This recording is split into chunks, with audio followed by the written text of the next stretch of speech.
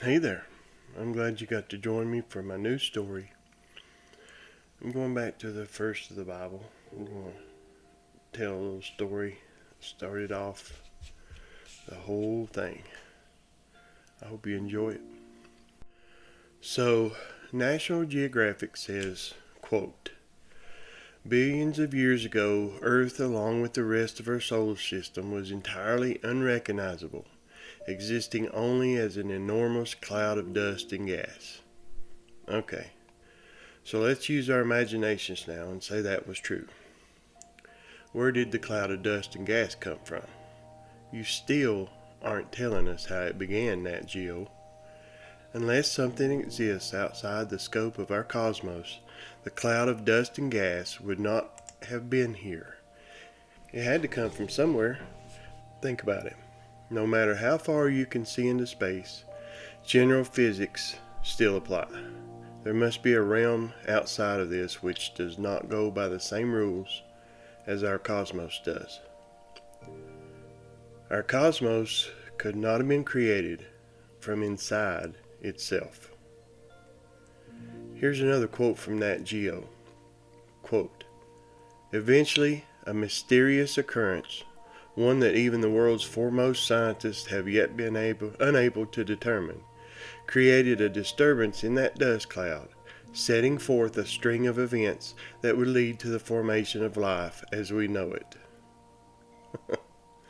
A mysterious occurrence? Okay, I'm going to let you in on a little secret, Nat Geo.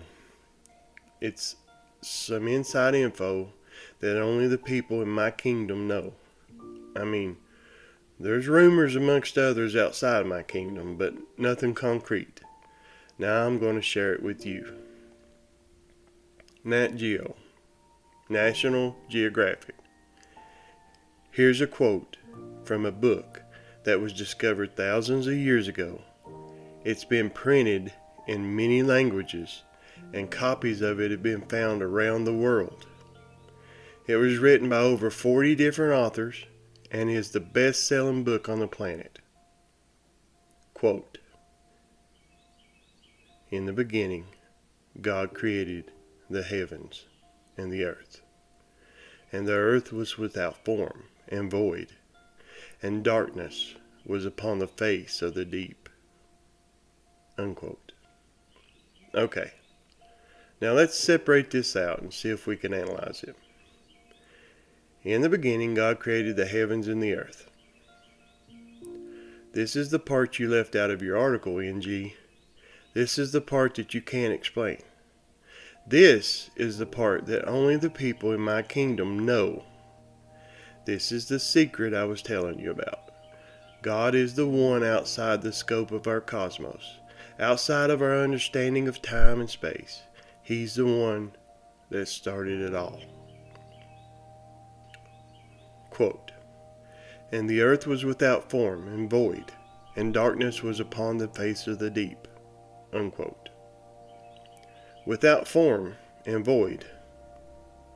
That sounds kind of like a big old cloud of dust to me. You know, like the one you talked about, Nat Geo? Wow.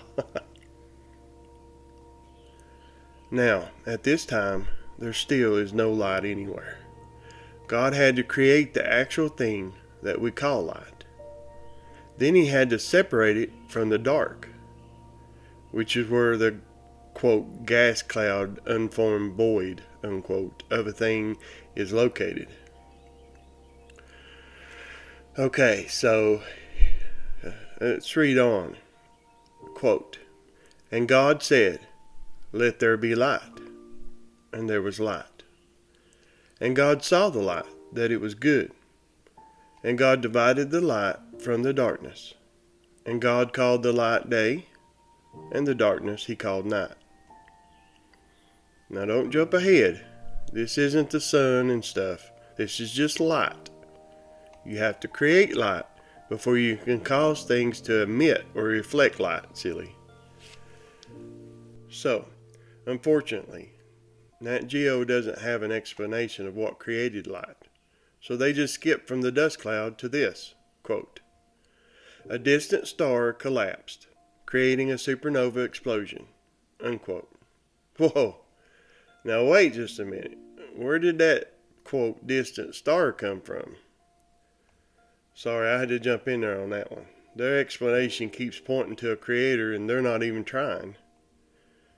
Quote, which disrupted the dust cloud and caused it to pull together.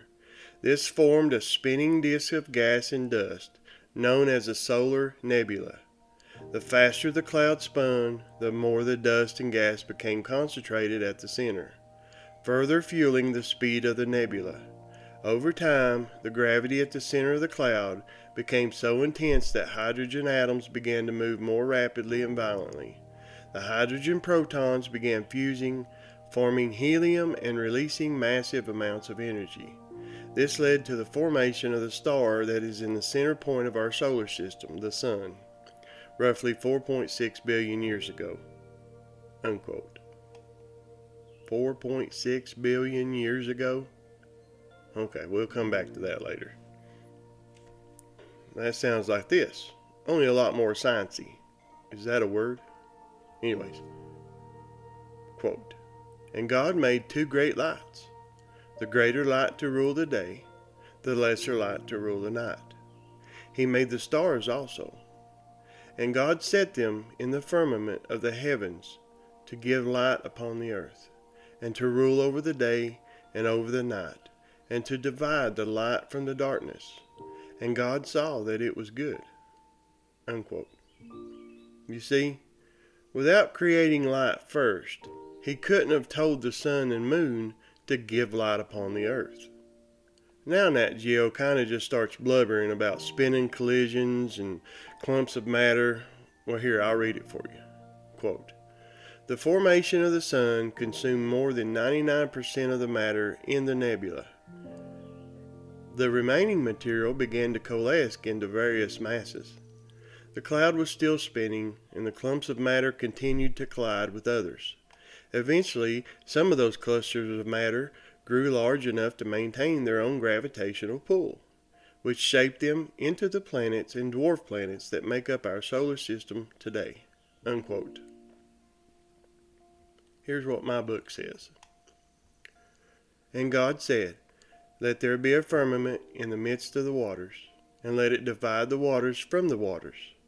And God made the firmament, and divided the waters which were under the firmament from the waters which were above the firmament. And it was so. And God called the firmament heaven. Still some similarity. Let's see what NG says happened after that. Quote, Earth's early atmosphere was most likely composed of hydrogen and helium. As the planet changed, the crust began to form. Volcanic eruptions occurred frequently. These volcanoes pumped water vapor, ammonia, and carbon dioxide into the atmosphere around Earth. Slowly the oceans began to take shape, and eventually primitive life evolved in those oceans. A few 100 million years after this process, around 2.2 billion to 2.7 billion years ago, a photosynthesizing bacteria evolved. They released oxygen into the atmosphere via photosynthesis, if you can say that without messing up, and in a few 100 million years were able to change the composition of our atmosphere into what we have today.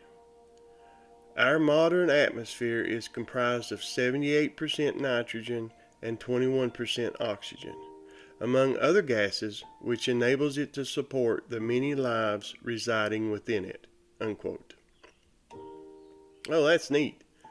Still not convinced on your timeline though, Nat Geo. 4.5 billion years? Really? I guess planet building is slow unless you have a God. Good thing we do. And God said, let the waters under the heaven be gathered together unto one place, and let the dry land appear. And it was so. And God called the dry land earth, and the gathering together of the waters called the seas. And God saw that it was good. And God said, let the earth bring forth grass, the herb yielding seed, and the fruit tree yielding fruit after his kind, whose seed is in itself upon the earth, and it was so. And the earth brought forth grass, and herb yielding seed after his kind, and the tree yielding fruit, whose seed was in itself, after his kind. And God saw that it was good. And the evening and the morning were the third day.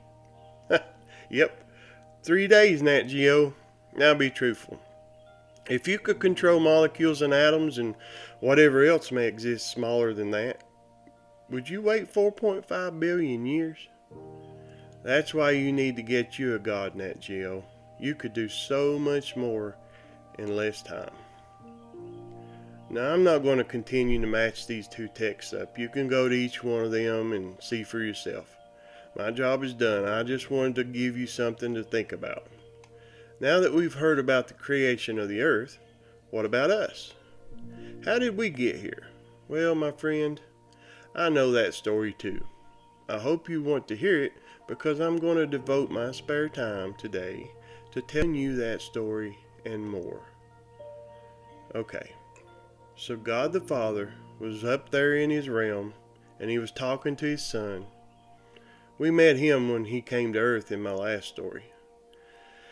Well, they was up there and God told Jesus, hey, let's make these guys in our image to look like us so that they will be boss over the fish in the sea and the birds in the sky and all the animals wild and domesticated and all the creatures that move along the ground. So God and Jesus set to work. Now keep in mind that as of yet there was nothing growing on earth because God hadn't made it rain yet and there was nobody here to work the ground. The streams were here though, just no rain yet. So they gathered some dust from the ground and formed a man out of the dust and breathed into his nostrils, and the man became a living being. They planted a garden in the east called Eden, and they put the man there in that garden. Then they made all kinds of trees grow out of the ground that had fruit on them and were beautiful.